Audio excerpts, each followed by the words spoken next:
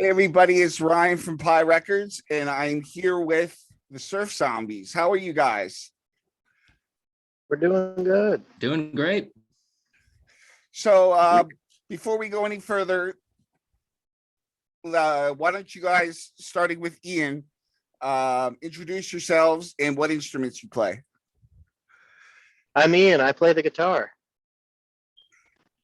I'm Trevor. I play the bass guitar.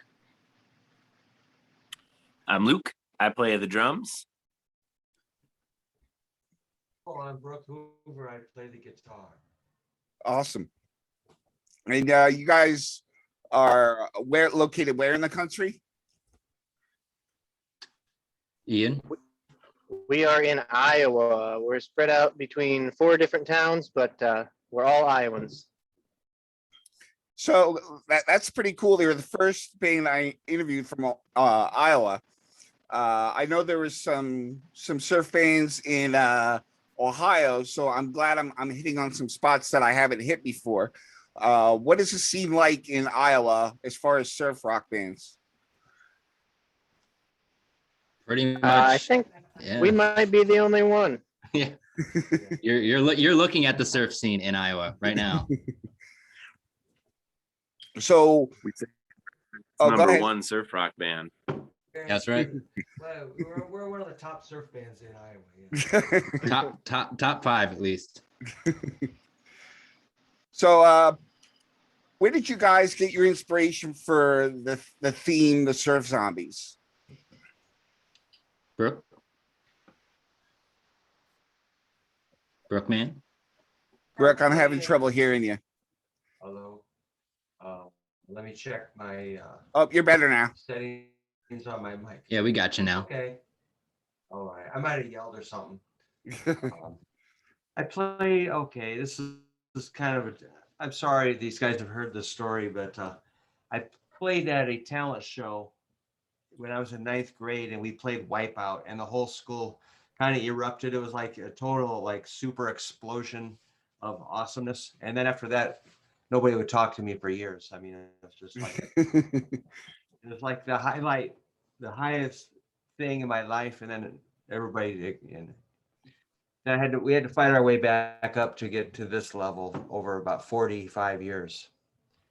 Yeah, you guys have been around a long time. Yeah, like 2006 or something. So, I played like kind of twangy. I always liked sort of surfy guitar. I always love reverb. I like to jam and improvise and just do kind of minimalist, sort of slick, new wavy kind of, stuff. I didn't realize I was really that surfy, but I really He really was. so would you say the surf music you produce is directly influenced by the new wave sound? No, I mean, we don't really pay that much attention to like the rules or anything, but we've got the correct amps and reverbs and guitars, and we study a little bit of traditional surf instrumental stuff, but really we just sort of like wind it up and make our own interpretation of surf. But we touch on some traditional sounds, and we're just kind of like a little unique island of surf instrumental music here in the cornfields. So I think we're sort of unique, and we try to write for ourselves, like everybody submits songs that they think the other people will enjoy playing. Since we'll be stuck playing them for a long time and listening to them, we try to really make stuff that we get a big kick out of. So that keeps us trying, we don't just, put it out there. We try to really put a lot of effort into making the songs loaded with hooks and drum hooks and bass hooks and of course guitar stuff. And so we just really tweak out writing and arranging and recording, and then after that we just go play it live. So we've got like 6 albums worth of material to draw on. So when we make a set list, it's like, we might discover a few forgotten songs, and then we'll bring them back and say, whoa, that wasn't too bad. It's some of our older stuff. And so we're pretty proud of our body of work. We think it's, you don't listen back and hear too many duds or clunkers in there. And so that's kind of how we keep going, is just keep writing, writing our own stuff. And, people ask, what are the surf zombies, or what are you playing? Like, well, we do surf instrumentals. And, try to explain that in a club to somebody. They're like, wow, like the Bee Gees? And you're like, so you got to explain over and over what the genre is. It was like, how about you sit over there and I think you'll like it. Just let us do our thing, and let's not talk about it too much, but you have to anyway. Yeah, I get that. I get that. It's hard to because it's a unique genre. It's hard to explain to somebody what modern surf music is in comparison to the mainstream pop music, I would say, right? Yeah, Definitely. I'm pretty out of touch. I'm really out of touch with everything, so I don't know anything what's going on up there. It's nice. It's nice in here. Yeah. So, Ian, where do you draw your inspiration for your melodies and your leads? I don't know. I like a lot of 60s music. I got into reggae and older ska recently, so I'm sure that kind of plays a part. And like, I like Herb Alpert and the Tijuana Brass a lot. They got a lot of good melodies in there. But ultimately, I'm not doing a ton of the songwriting these days. That's mostly Brooke and Trevor, and I do what I am told. So I think that's a better That's question right. for those guys. That's honestly. right. You do what you're told. Trevor, I'd like to hear from you. When Ian said about the songwriting, what would when you're looking for a particular groove, does it start off as a complete melody for Ian, or do you have like a chord structure, or both? Me personally, when I write surf songs, I just kind of play chords and just kind of sing like with my voice over those chords, and just kind of hum a guitar melody over that until something sounds good, until something sounds hooky, because that's what we're kind of all about. And I think all of us can agree is hooks, trying to make our songs have hooks, because like if the genre surf pop was a thing, I feel like that's what we would fit into more than just the traditional surf rock, because we're all very focused on poppy hooks in the leads, and pretty much all of the instruments is just making sure that it's stuck in your brain, and you hear the song, or the audience member hears the song and they are humming it when on the drive home. That's the goal really for me. So just strum chords and hum something until it sounds hooky and melodic and unique and cool, and then we just run with it and introduce it to everybody in the band, and then it just takes on a life of its own. Really, everybody contributes, and it's awesome how a demo can start as like it can start out completely different from how it ends up after I show it to Ian and Brooke and Luke, and Totally, it's crazy. totally. Luke, I want to talk about, first of all, your killer shirt, which I love, and also, who are some of the drummers that might have influenced you, not associated with surf? Because I know many surf bands draw from other styles of music, much like what Ian said with Herb Alpert, and who are some of the players that influence your style?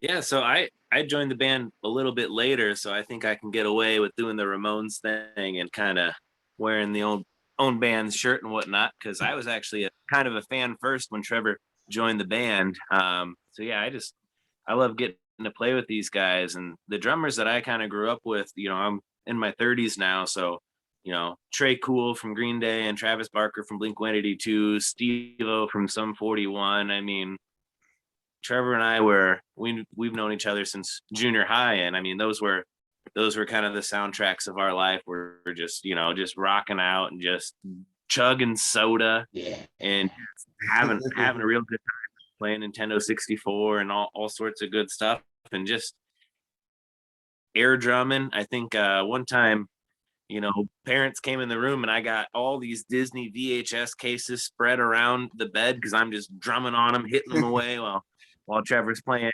some Green Day song or something. And then also Josh Freese from the Vandals is probably Oh one of the yeah. best of our generation. And he's done so much studio work, from everything from Avril Lavigne to, Nine Inch Nails. And he was in Weezer for a little bit, and Pat came and played guitar He's for in a while. Devo. In Devo. I mean, Yeah. he's out of his mind good, and he's so good at making really fun drum parts and just kind of sneaking in the cool parts, because I mean the main thing about the drums is you're there, in my opinion, to serve the song, and people can do cat getting in the way. People can do whatever. I love, drums are really out there and fun too, but I think especially in the surf project, it really kind of fits into that whole Josh Freese, Trey Cool mold, where you're there, everyone has really cool parts. And like Mike Dirnt in Green Day, he likes to say he likes to play peekaboo with the bass, like you don't hear it until there's a really cool part, like, and then all of a sudden you're like, whoa, I didn't even realize there was bass here, and then it just hits you and you wind up humming a bass part. And kind of like Trevor was saying, it's all about the hook. So I like to get, sneak in some cool drum fills. There's some cool things that I think really help accent the song, but the main thing is just making sure it all blends together with all the cool intricate parts that they're playing. I just kind of want to stay out of the way and make sure they meld together well, and make sure that the mood, because all the songs, Brooke and I were talking on the ride one time, all the songs kind of tell a story. They spark a lot of emotion, and be cool to maybe have some animation someday, or some videos that go along with it and let people interpret it for themselves. But it's one of my favorite genres of music now, is just, putting on some surf rock and kind of letting your mind and imagination, explore. Cool. So you have 6 albums. Do you have, is it available on all the streaming platforms, Bandcamp? Do you have CDs or vinyl? Yes. We got everything's up on streaming platforms. We've got CDs of everything except maybe our first one. I think we're out of right now. We got 2 vinyls. It's a Thing, our 4th one, and Return of the Skeleton, the 5th one. And then our 6th album is coming out this October, and that's going to be on vinyl too. Did you guys release that yourselves? Yep. That's Well, awesome. we got a lot of help with this last one, with quarantine kind of screwing us out of a lot of shows. We actually had a jam-packed summer of shows last year, and we kind of, quarantine just kind of screwed up everything for everybody. And we had big plans to kind of like, play all these shows and save up to release this new album, which is going to be called Surf Zombies in Color, because we've never been in color before. This is big for us. And it's going to be called Surf Zombies in Color. And we're going to save up for it, by playing a whole bunch of shows and put money aside. And that just didn't pan out because of COVID. And we kind of reached out to our fans to kind of try to help us crowdfund the release of the new album. And I just was blown away. We did a couple live stream shows, one from Brooks' basement and one from kind of a theater in Cedar Rapids to try to raise money for it. And people just came out in full force and just got behind it like crazy. Awesome. And we raised over like $3,000. So we had money for the vinyl and CD, and it was just crazy. It just blew me away. So yeah, we owe it to the fans for this That's newest so awesome. album. I know a lot of bands were during the lockdown, they were doing a lot of acoustic or virtual shows on Facebook, and Facebook kind of came down on that. Did you run into that problem, or were you able to get in there before they kind of shut it down? I had no idea that they shut it down. Yeah, me neither. Me neither. Yeah, I think they that means we got in before. Yeah, I think we got in. We got in, we got out, we got the loot. Why did they do that? Why was Well, that happening? I Why did they think shut it down? I think because I heard bands talking about it. I think the reason behind it was they were getting paid to play. It was like a concert, but Facebook wasn't making any money on it, so they didn't like that. So that was one of the problems. And then like one day I just stopped seeing people posting shows, and that was kind of a bummer. Oh my gosh. Uh, Unfortunately, it's a necessary evil, but they don't really cater to their users very well. Yeah. Um, Yeah. so one thing I want to know is you have this album coming out, and thank God we have a lot of shows being played right now. What are your plans for playing shows? Luke, do you have them or I got them if Yeah. you So July 24th, we're gonna play in Okoboji, Iowa. It's a cool lake town. It's where the Iowa Rock and Roll Hall of Fame is, and Brooke received a Spirit Award, and so we were all inducted into the Iowa Rock and Roll Hall of Fame. And they have just a lot of really cool concert series all year long. I mean, even in the winter when people are out there ice fishing. But this one, they have Arnold's Park, some roller coasters for the kids and cotton candy and whatnot. Just a cool lake town, like I said. And then they have a big rooftop, and bands just play there year round. And a lot of the community, they have what they call, like a season pass. They spend their money early in the year, and then they can go to every concert throughout the summer. And so, yeah, it brings people out, and it's a lot of fun. And this will be kind of an all day thing. And, some other local bands from Iowa are going to be out there too playing that. So that's July 24th. And then, we have some private gigs and weddings and things too, but also August 6th, we're going to rock the block in Cedar Rapids, Iowa, something we've done in previous years. Another just a cool community. Rapids, they have a new Czech village, and it's just a really, really popping part of town. Everybody comes out in their lawn chairs, some youngsters, some people with their kiddos, grandma's there trying to teach everyone how to dance, since everyone seemed to lose their soul and their ability to boogie woogie, but grandma's still got it. So she'll get out there and start shaking a leg, and some little kids, and everybody else will maybe kind of hang in their lawn chairs and whatnot. But that's just really fun. A lot of people come out for that, and that's August 6th in Cedar Rapids. August 11th, we're playing a car show in Sparta, Wisconsin. first Oh, time wow. first time in Sparta, Wisconsin. Yeah, I don't know much about that. Never been there, but it's going to be fun. We love car shows, so we play a lot of car Yeah. shows. We played a motorcycle race in Wisconsin a couple of years ago, and I mean, just seeing the size of the track and everyone flying around, the energy was really cool. So yeah, we love doing car shows. Surf rock and vintage cars, go together like lamb and tuna fish. And then August 13th, we're playing a really cool local distillery and winery called Cedar Ridge. They actually won Bourbon of the Year, a couple of years back, and they just, really kind of a corn heavy bourbon as far as grains go, but just a really cool place. I've seen Brooke play there acoustically, and it's just a super neat place with wood-fired pizzas and whatnot. So we're just gonna go there and just rock out, have fun. And that's August 13th, kind of Cedar Rapids area. Awesome. Again. Awesome. It sounds like you have a lot of things coming up. I want to talk about the motorcycle racing. Were you amongst other bands, rockabilly bands, such like that are kind of tied into that kind of energy? Well, yeah, I mean, they sort of cross over a little bit because our people kind of put them together, but we don't really, we don't really mess with that sound. But yeah, the bands can kind of coexist. But we play like car shows, and there'll be like not to knock it, but the rockabilly bands, every song's in the key of E, and it's all like booga booga booga booga hot rods, just sort of a every song is exactly the same. They're the ones that we hear. No, they're cool, but well, it's fine. And we had to get in that little dig, but But then you we know, I- listen to the Ramones and every song is exactly the same. and I always say, hey, we always say, hey, every song we do is exactly the same, only completely different. Completely different. But anyhow, but yeah, people try to lump it together, but I don't really see them kind of dovetailing. I mean, it's nice to kind of have a little bit of diversity. Like we got rockabilly dude over here and surf over there. That's fine, but I don't see them as like a same thing at all.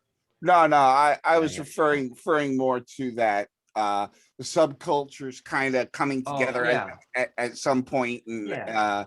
not the same type of music, Yeah, definitely. but Right. a Yeah. good mix at a live show. When we go over to Illinois and Wisconsin, it seems like all the dudes have pompadours, that all the chicks dress up like what do you pit up girls, and there's old cars everywhere, and everybody likes punk rock, rockabilly, and surf music. While in Iowa, That's it's cool. like, yeah, is it's cool. pretty cool. So we appreciate the culture thing. It is pretty neat. Iowa is just kind of a weird place where you really have to fight your way.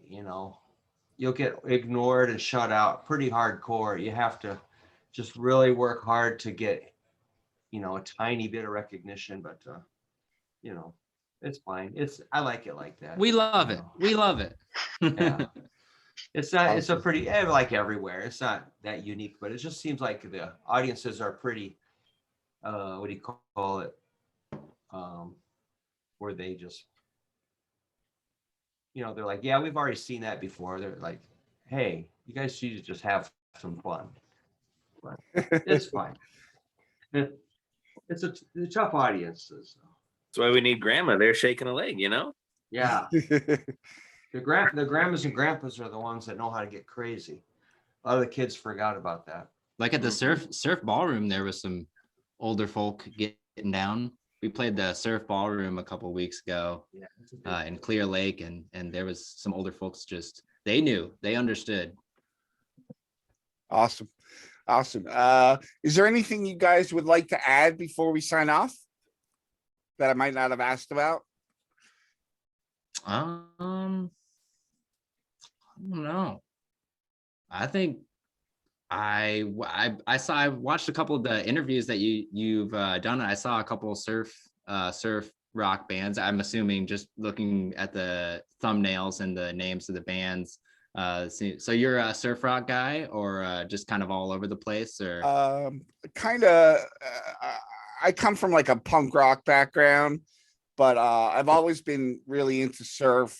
I'm in a punk band and a surf band now, but it just seems like it's really easy to talk to musicians of this genre. They seem to be very, very open-minded and friendly, and sometimes that gets lost. A lot of people, it's tough to get them to do interviews. So when you do get them to do an interview, you have to respect their time and everything, and make sure that they enjoy it as much as I'm enjoying it. So I find that the surf audience and the surf bands are super friendly, which is why I do a lot of those. It's awesome. Well, I think tell you're them really hello- good. Tell them hello from us if you remember. I'm sorry, Brooke. We're pretty friendly, but I said just tell them hello from us if you get a chance. But we're pretty friendly, but a lot of times, man, we're just pretty burnt out from playing gigs. So it's just like, wow. That's a It's good hard to- kind of burned out, though. Yeah.